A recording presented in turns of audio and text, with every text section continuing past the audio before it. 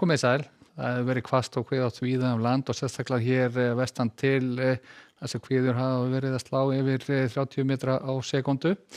Svona mest áfossið í veðrinu síðastliðna nótt, en þetta er einnig verið mikið vatnsveður og við erum hér með ratamynd sem sýnir stöðuna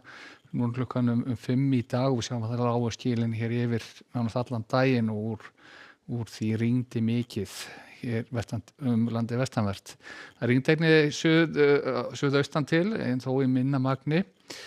En hvað var það svona stöðuna, þá er þessi skil hægt og bítandi, rauninni afar hægt að færast til austurs, þannig að það mun slota hér vestan til á landinu þegar líður á kvöldið og nóttina. Og við sjáum það gerast hér í þessari mynd að það tekur sér svona við, skúrakenndar úrkoma, kemur annar bakki síðan inn þegar líður á morgundaginn, ný lægð sem að kemur frá þessu lægðakerfi upp að ströndinu og herði þá aðeins vindum tíma og verður kannski samfelld rigning hér á suðvesturhorni landsins. Ekki að sjá að við séum að fara að fá einhvern frostakafla á næstu dögum, verður svona suðurlega átt til að byrja með og austlægari átt þegar líður á vikuna. Hitatölur þá almennt séð á láglendi yfir frostmarki að minnsta kosti að deginum. En á nærsviðinu þá sjáum við að hér klukkan 19 þá lágu skilin yfir vestanverðu landinu, sýnum mest úrkomu á suðvesturhorninu og hlutinni gerast hægt. Þetta færi smá saman til austurs, það verður meiri ákefð í úrkomun á suðausturlandi, skúrakenndari úrkoma hér vestanlands og róðar jafnvel til þegar líður á nóttina, en hér er þessi næsti bakki sem er að koma hér inn hádegi, það mun hvessa aftur á undan þeim bakka, getur orðið allhvast eða hvast þar slóðir, en klukkan 14 er þá staðan á þessa leið, bjart veður á norðvesturhorninu og hitatölur almennt séð vel yfir núllinu, en getur verið að finna úrkomu bæði hér á suðvesturhorninu sem og fyrir austan. Og það sem eftirlifir þessa dags þá sjáum við að það er nokkuð ákafur vindur hér vestanvert landa og meðan þessi lægð leitar hér til norðurs og svo slaknar á vindi aðfara nótt þriðjudags. Verður búast áfram við skúraleiðingu bæði sunnan og vestantölu landinu, en ætti að vera nokkuð bjart veður þá á norðausturhorni landsins. Svona hiti verður kannski þar slóðir á norðausturhorninu í kringu frostmark, það er kólnar þá að næturlagi og útgeislun töluverð í heiðríkjunu sem þar mun ríkja, en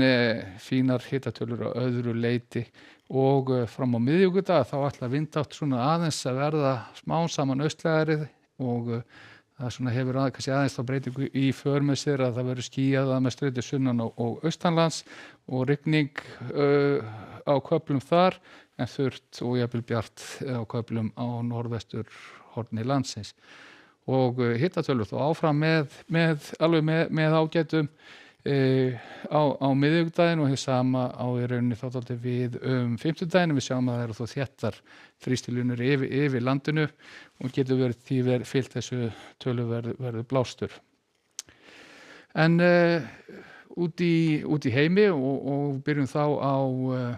Evrópu, að þá er staðan sú og rauninni ekki mikið breyst hvað varðar stöðuna frá því sem kortum sem ég sýndi hér í gær. Það er háþrýstisvæði yfir austurhlutanum, lægðagangur hér þegar vestar dregur og það hefur svona áhrif á bæði hitatölur og úrkomumynstur, skúraleiðingar víða í vesturhlutanum, heiðríkja í austri og nokkuð kalt þar og svo er afar óstöðugt veðurlag við Miðjarðarhafið og enn og aftur að spá þrumuveðri í Barcelona til dæmis á morgun, þó það sé nú svona kannski betri staða annars staðar á Íberíuskaganum, en hitatölur ekki ýkja háar þó. Og á Kanaríum þá allan svona aðeins að slota úrkominu, það var allan í spánni fyrir daginn í dag, spáði að myndi rigna víða, minna það á morgun, stöku skúrir, sérstaklega þegar austardregur.